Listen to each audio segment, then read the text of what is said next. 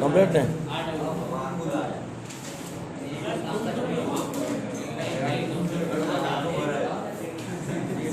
બસ આપણે કોઈ સજેશન આપવા જરૂર નથી ભાઈ.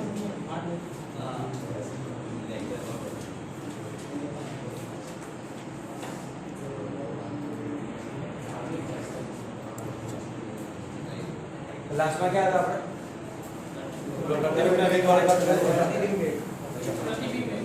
चलो आज तो एक टॉपिक बकरी भवन અને તમારો આભાસી ઊંડાઈ થોડો અકળામ બકરામ વાળો છે એને જરા વ્યવસ્થિત ધ્યાન હવે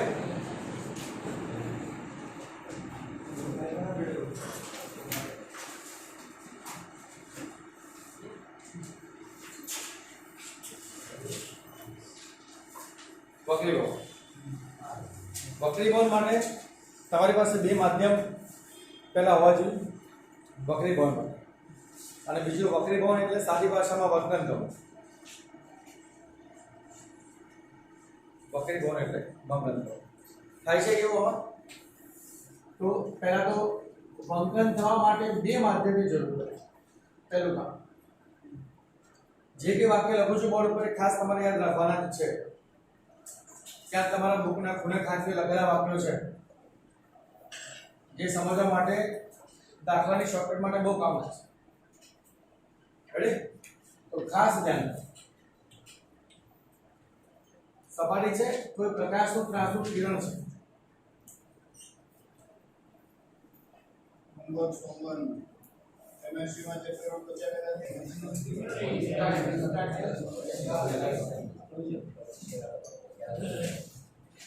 પ્રકાશનો સીધું કિરણ છે ત્રાંસુ કિરણ એ અત્યારે મંકન વગરનો બતાવ્યો છે.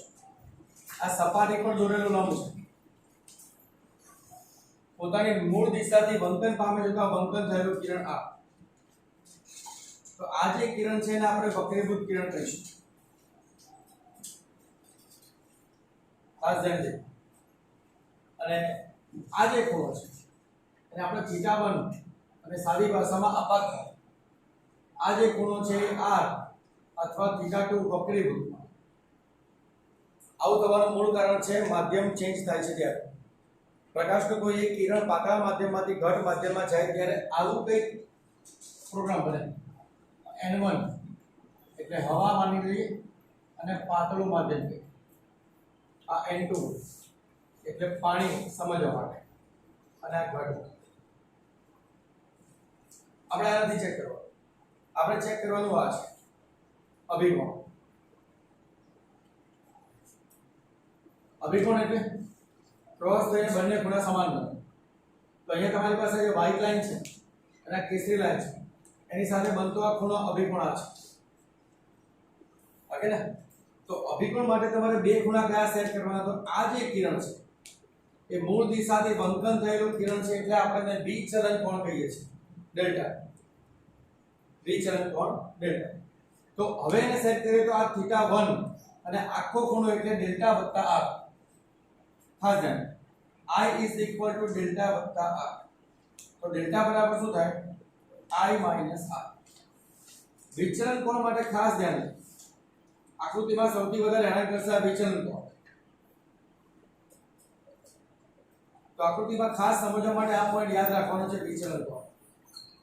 વિચલન કોણને સાદી ભાષામાં યાદ રાખવું હોય તો આપાત કોણમાંથી વક્રીભૂત કોણ બાદ કરો એટલે વિચલન કોણ મળે. આપાત કોણમાંથી વક્રીભૂત કોણ બાદ કરો એટલે વિચલન કોણ. ઓકે. Second point. પહેલા આપાત કિરણ, વક્રીભૂત કિરણ અને આ વિચલન કિરણ અથવા એની પછીનું કિરણ વિચલિત થાય છે. એ બધાની પ્રોપર્ટી, એ બધાના ગુણધર્મ કયા છે? તો ખાસ ધ્યાન. કોઈ પ્રકાશનું કિરણ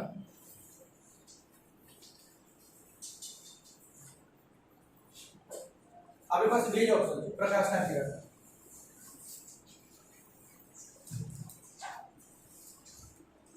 અથવા પ્રકાશનું કિરણ પાતળા માધ્યમમાંથી ઘટ માધ્યમમાં,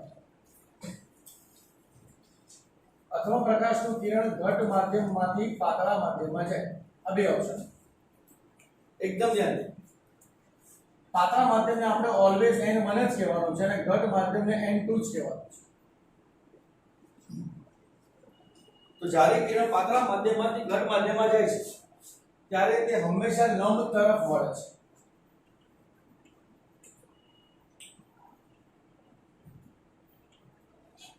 અને લંબ તરફ વળે એટલે તમારી પાસે આ આપાત કોણ કરતા વક્રીભૂત કોણ હંમેશા નાનો જ બને.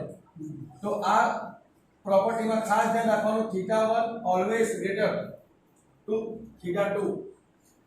અને આ કિંમત જે બને છે એને વક્રીભૂત કિરણ કહેવાય. આ વક્રીભૂત કિરણની પ્રોપર્ટી છે. એની સામે આગળ અહીંયા જ્યારે કિરણ ઘટ માધ્યમમાંથી પાતળા માધ્યમમાં જાય તો લંબથી દૂર વંકન પામે. અને જ્યારે લંબથી દૂર વંકન પામે તો હંમેશા આપાત કોણ કરતા આ ખૂણો મોટો થઈ જાય છે. વિચલિત કોણ તમારો મોટો થઈ જાય, વંકન થયેલો ખૂણો મોટો થઈ જાય. તો આ જે પ્રોપર્ટી છે એ તમારી નિર્ગમિત કિરણની પ્રોપર્ટી છે.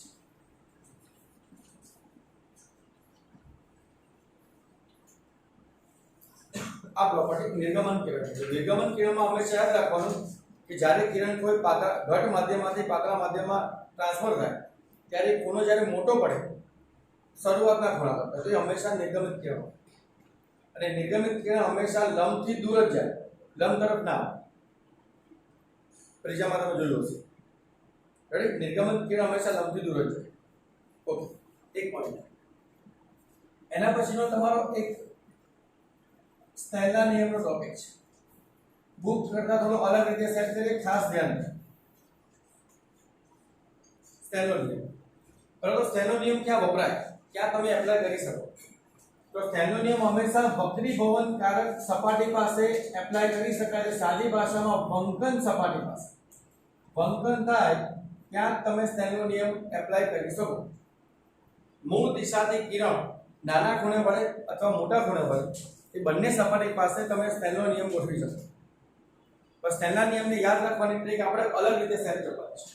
તો સ્નેલના નિયમને સાદા રૂપમાં તમે આવી રીતે લખ્યું છે n1 sin θ1 બરાબર n2 sin θ2 આ રીતે લખ્યું છે. આપણે આ રીતે યાદ નથી રાખવા. દાખલામાં સૌથી ધમાચકડી મચાવતો એક જ પોઈન્ટ, પહેલા તો n1 ક્યાં છે ને θ1 ક્યાં છે ને n2 ક્યાં છે ને θ2 ક્યાં છે. આ બધી કોઈ મગજમારીમાં પડવાનું છે નહીં. યાદ રાખવાનું એક નાનું વાક્ય, જે માધ્યમ તે ખૂણો, જે માધ્યમ તે ખૂણો. જો ધ્યાનથી આ n1 માધ્યમ તો θ1 ખૂણો અને n2 માધ્યમ તો θ2 ખૂણો. અથવા પાતળામાંથી ઘટમાં ગયું, જો ઘટમાંથી પાતળામાં જાય તો આ જ નિયમ, આ માધ્યમ આનો ખૂણો, આ માધ્યમ આનો ખૂણો. એટલે વક્રીભવન કારક સપાટી, બે સપાટી જ્યારે છૂટી પડતી હોય તેની ઉપરની સપાટી માટે માધ્યમ ગુણ્યા થીટા ભાગ્યા નીચેની સપાટી માટે માધ્યમ ગુણ્યા થીટા, એ બેનો જવાબ આવશે તો હંમેશા સરખો આવે. એટલે સ્નેલના નિયમ માટે દાખલામાં તમારે યાદ રાખવાની આ એક ટ્રીક છે. જે માધ્યમ હોય ત્યાંનો ખૂણો ઉઠાવો, જે માધ્યમ હોય ત્યાંનો ખૂણો ઉઠાવો. તો હવે થોડું આપણે આગળ લઈએ. તો આ n2 ભાગ્યા n1 કરું છું. જો n2 ભાગ્યા n1 કરું તો તમે આને સાદી ભાષામાં n21 લખો છો ટેક્સ્ટબુક પ્રમાણે, તો આને તમે આ રીતે પણ લખો છો.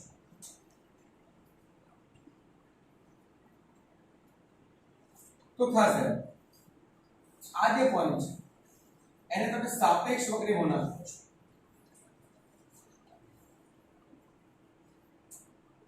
આ ડબલ છે.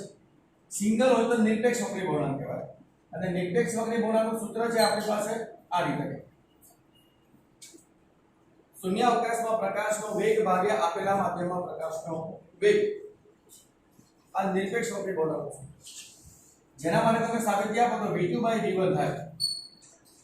Sorry, v1/v2.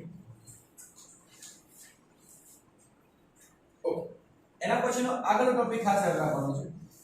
કોઈ પ્રકાશનું કિરણ કોઈ માધ્યમમાં ગતિ કરે તો માધ્યમમાં એ પ્રકાશના કિરણનો વેગ v બરાબર f લેમ્ડા તરીકે તમે લખો છો. તો v1 છે તો લેમ્ડા 1 ને v2 છે તો લેમ્ડા 2. f માં કે 1 2 આપવાનું નહીં. f માં 1 2 આપવાનું નહીં. એનું મૂળ રીજન શું છે? તેના મૂળ રીજનમાં તમારે યાદ રાખવાનું છે, ખાસ ધ્યાન દે કે જ્યારે કોઈ પ્રકાશનું કિરણ માધ્યમ ચેન્જ કરે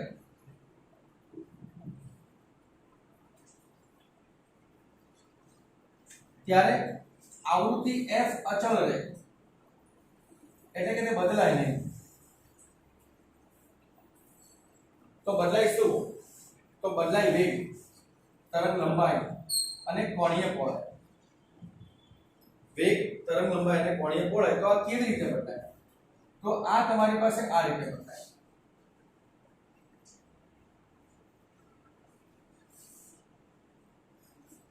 આ જે ત્રણ ટોપિક લખ્યા છે તમારા ચેપ્ટર નંબર 10 ના સ્વાધ્યાયનો પહેલો દાખલો અને 7મા દાખલાની શોર્ટકટ છે. જ્યારે કોઈ પ્રકાશનું કિરણ હવામાંથી પાણીમાં જાય તો પ્રકાશના કિરણનો વેગ ધારો કે 3 × 10 ની 8 ઘાત હોય, તો પાણીમાં જાય તો એનો વેગ કેટલો થાય? તો 3 × 10 ની 8 ઘાત ભાગ્યા પાણીનો વક્રી ગુણાંક 1.10. ધારો કે કાચમાં જાય તો કાચનો વક્રી ગુણાંક, ટૂંકમાં હવામાં જે વક્રી ગુણાંક હશે એના કરતાં કંઈક ઓછો જ મળશે. સોરી, હવામાં જે વેગ હશે એના કરતાં તમને શું મળશે? ઓછો જ મળશે. રેડી? તે પ્રમાણે તરંગ લંબાઈ ચેન્જ થાય અને કોણીય પહોળાઈ, જે વિવર્તન અને યંગના સ્લિટના બે પ્રયોગની જે ટોપિક છે એમાં તમે જે કોણીય પહોળાઈઓ છે એ કોણીય પહોળાઈ તમારે θ/n ચોપડા કરી હશે. ડાયરેક્ટ તમે યાદ રાખી શકો છો. આવૃત્તિ બદલાશે નહીં, આવૃત્તિ અચળ છે. એક પોઈન્ટ આ છે સ્નેલર નિયમ માટે. એના પછીનો એક બીજો ટોપિક છે તમારી પાસે લેટરલ શિફ્ટ.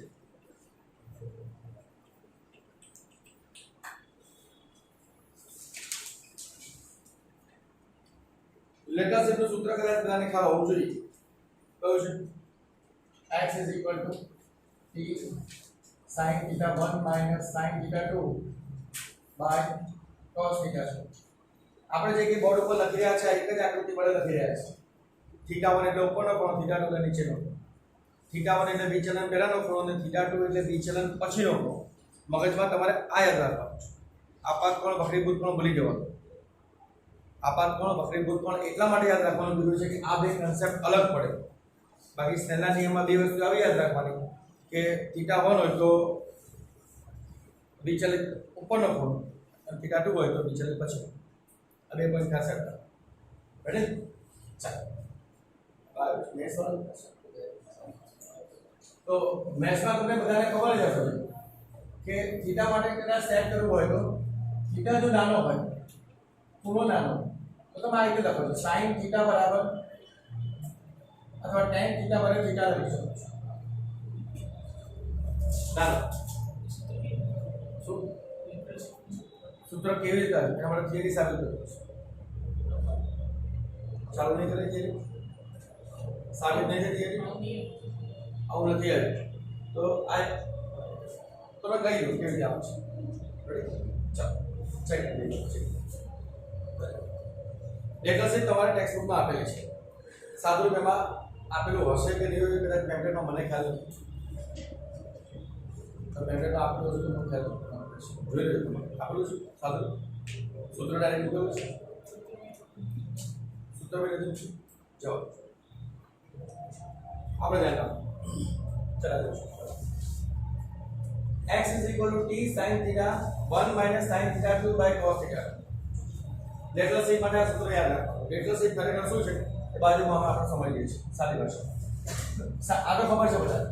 ઓકે, તો cos θ બરાબર શું થાય? તો cos θ બરાબર 1 થાય. આ સાદી ભાષામાં આપણે ખબર છે. આ સૂત્રને આગળ ચેક કરીએ. તો x = t θ1 - θ2 1. θ1 અને θ2 તમારે નામ લખવાનું છે. તો આ રીતે તમારે સેટ કરી શકાય. તો x બરાબર t ઓફ θ1 કોમન કાઢો, જવાબ શું આવશે? 1 - θ2 θ1.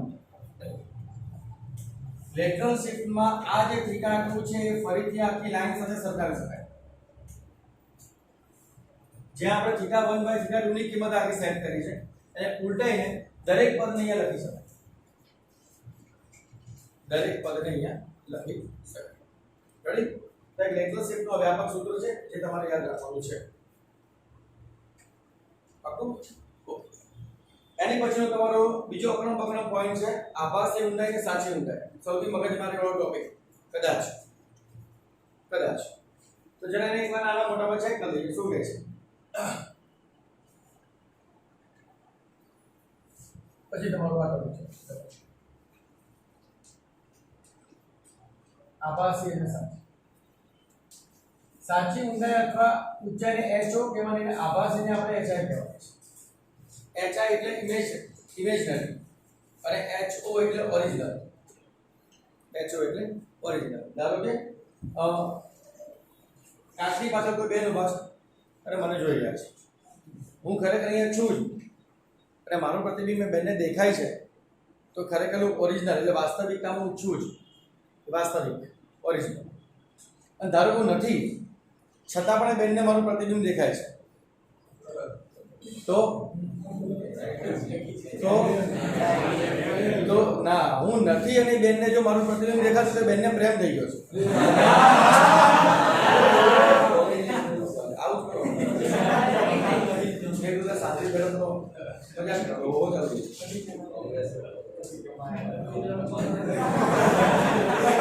એમાં ખાલી આપણે કોઈ પ્રિય પાત્રને જોઈને ઇમેજિન જ કરવાનું કે પાત્ર સાથે આપણે શું કરી શકીએ છીએ.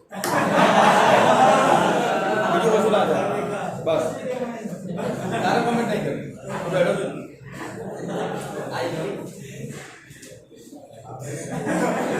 મારી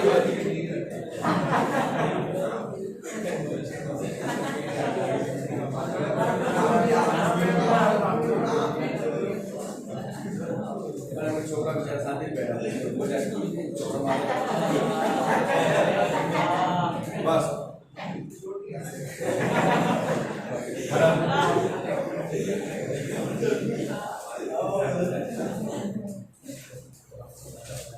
ચલો અમારે એમ ખાસ પ્રકાશનું કિરણ અથવા આપણે જે જોઈ રહ્યા છીએ પાતળા માધ્યમમાંથી ઘટ માધ્યમમાં જોઈ શકીએ અથવા ઘટ માધ્યમમાંથી પાતળા માધ્યમમાં. આ ટોપિક ફરીથી ગંભીર રીતે ધ્યાન રાખજો. આ અને આ અલગ રીતે લખીએ છીએ. પાતળા માધ્યમને આપણે n1 તરીકે લખીશું, ઘટ માધ્યમને n2 તરીકે. સૂત્ર તમારે ખાસ ધ્યાન રાખવાનું છે. આભાસી ઊંચાઈ અને સાચી ઊંડાઈ માટે HI/HO. HI/HO થોડીક ઉતાવળ નથી. ક્યાંથી ક્યાં જોઈ રહ્યા છે? n1 માંથી n2 માં. તો આ જે સિક્વન્સ છે ને તોડવાનું નહીં. આ જે સિક્વન્સ છે ને એને તોડવાનું નથી. આ તમારું HI/HO નું સૂત્ર આવ્યું.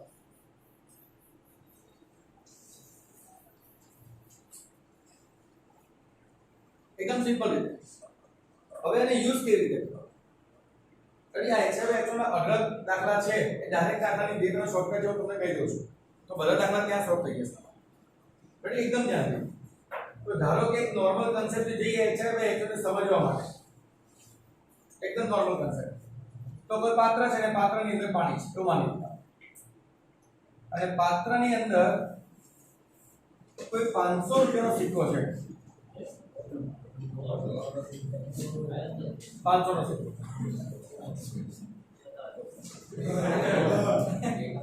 બસ તો ફેંકવું તો સારું રહે. બીજી વસ્તુ વિચારવું તો સારું વિચાર. પછી રૂપિયા જીરો ના થાય. રૂપિયા સિક્કો દાખલો ન પડે, 500 સિક્કો ને દાખલો પડે. હા, એ વાત સાચી. દોઢાઈ જવા જો પાછો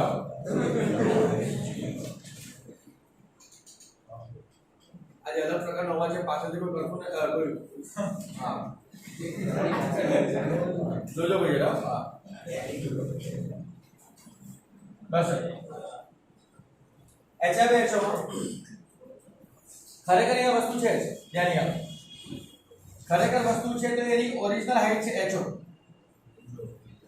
પણ આપણે જ્યારે એને લંબ દિશામાં જોઈ રહ્યા છીએ તો એ જે વસ્તુ છે એનું પ્રતિબિંબ ત્યાં નહીં, થોડી ઉપરની બાજુ ખસેલું દેખાશે.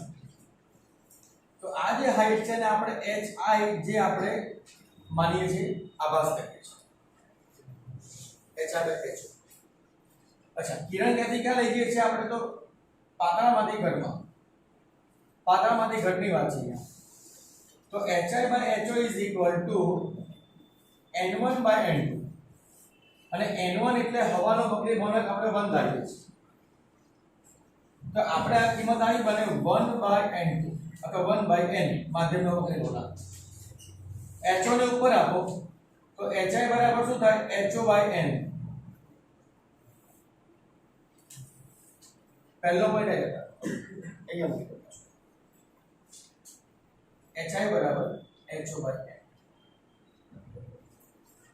જ્યારે જ્યારે તમે કોઈ પ્રકાશનું કિરણ અથવા વસ્તુનું કિરણ માધ્યમ ચેન્જ કરીને સેટ કરવાનો પ્રયત્ન કરશો તો એ બધી મગજમારી 1/n પ્રમાણે થશે એ બધામાં ઘટતા ક્રમ નહીં આવે બધામાં ઘટતા ક્રમ આ બધા જે ડેટા બને છે બધા યાદ રાખવાના છે રેડી તો એક વાર હવે આને આગળ થોડું સેટ કરવા માટે એક આપણે સેટ કર્યું છે આભાસી શિફ્ટ આભાસી શિફ્ટને આપણે ડેલ્ટા H કહીશું ડેલ્ટા H એટલે આટલો ભાગ ડેલ્ટા H એટલે HO માઈનસ H આ HI ની જગ્યાએ આ મૂકી દો તો જવાબ શું પડે મારી પાસે HO 1 માઈનસ 1/n આ કેટલું ખસેલું છે તો ખસેલું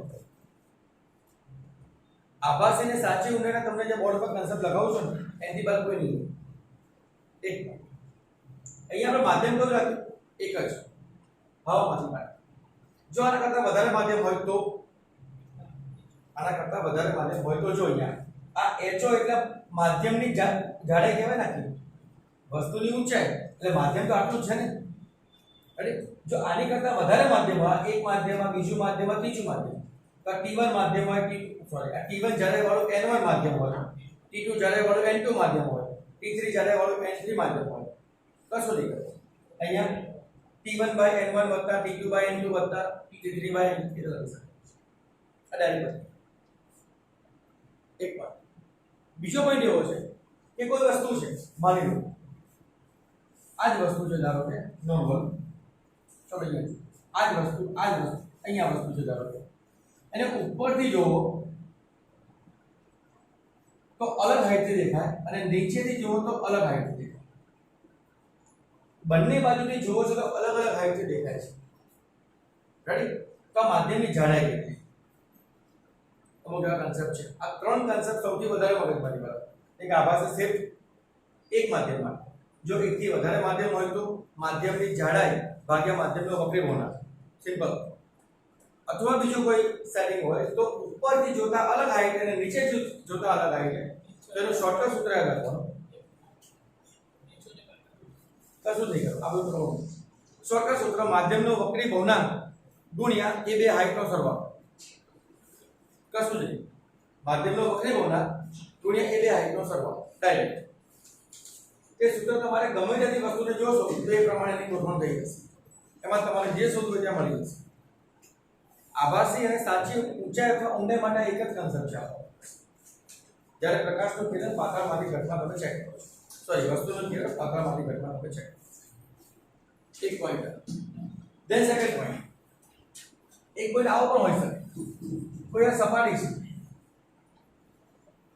અને આ પાણી છે માન લો કે સ્વિમિંગ પૂલ છે અને સ્વિમિંગ પૂલમાં એક માછલી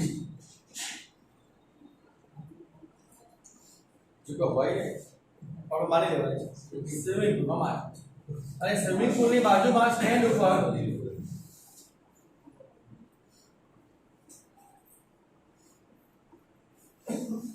એક બેન કૂદકો મારી રહ્યા છે સ્વિમિંગ પૂલની બાજુમાં સ્ટેન્ડ હોય એમાંથી બેન જ કૂદકો મારે આપણું કામ તો જોવાનું કૂદકા મારી મગજમારી કોણ સેવ લો જો આપણે કેવું ખરાબ હો જાય અને લગભગ કોઈ એવું નહીં હોય કે બાજુમાં એમના પેરેન્ટ્સ સાથે બેસાડી જો સાહેબનો વિડિયો એ બધું કોઈ જોતા જ નહીં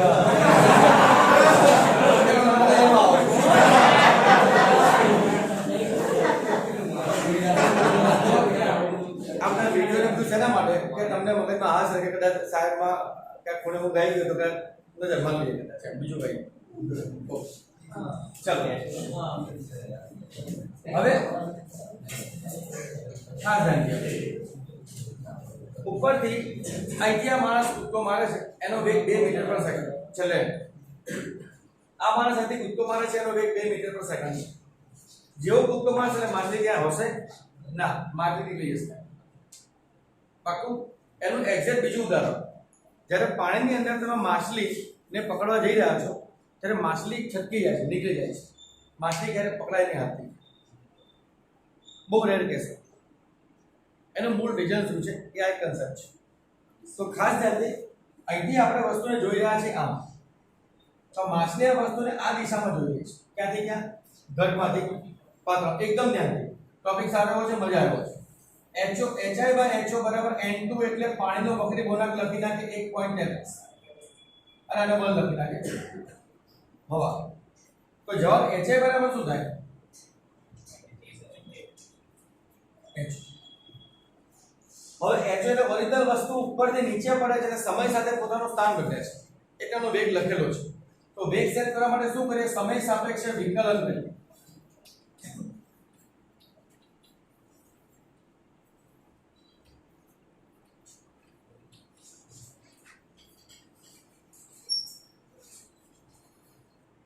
કેટલો 2.66. તમે જ્યારે પાણીની અંદર 2 મીટર પ્રતિ સેકન્ડથી હાથ લઈ જઈ રહ્યા છો ત્યારે માછલીને તમારા હાથનો વેગ 1 સેકન્ડમાં 0.66 મીટર વધારે દેખાય. એટલે તમારો હાથ ઓરિજિનલ જ્યાં પહોંચ્યો હોય એની કરતાં એને હાથ થોડું આગળ દેખાય. એટલે માછલી એની પહેલા છટકી જતી. આ બેઝિક છે.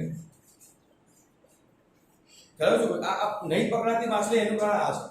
બીજું મચ્છર અથવા માખી, બહુ રેર કેસમાં મચ્છર અને માખીને બનાવી દો તો પકડાઈ જાય, પણ ના બનાવી શકો તો એ પકડાય જ નહીં ક્યારે. હવે શું બનાવું તમને ખબર છે? હા, તો એ મચ્છર અને માખી પણ તમારે પકડાય. એનું રીઝન તો શું છે? એના આંખનો લેન્સ. કારણ કે હવા છે માધ્યમ, આમાં કોઈ વક્રી ગુણાંક ચેન્જ થતો નથી. તો જે આંખનો લેન્સ છે ને એ પ્રમાણે સેટ કરેલો. તો કુદરતની આખી ગોઠવણ હોય. જો મચ્છર અને માખી પકડાઈ જતા હોય, મચ્છર અને માખી પકડાઈ જતો પહેલા ઓલ આઉટ વાળા ભૂખ્યા મળે. આગે ને ઓલ આઉટ વાળા ભૂખ્યા મળે. મચ્છર અને માખી પકડાઈ જતા હોય રેડી, તો પહેલા ઓલ આઉટ વાળા ભૂખ્યા મળે. વસ્તી વધારામાં ફેરફાર થાય બહુ. પહેલા ત્યાં ઘરવાળાને માખી જ મારવાની હોય, પેલા બે શાંતિ સુતા હોય. ઓટોમેટિક વસ્તી વધારાનો રેશિયો ડાઉન થઈ ગયો. ઓટોમેટિક હવે મજૂરી ક્યાં થાય?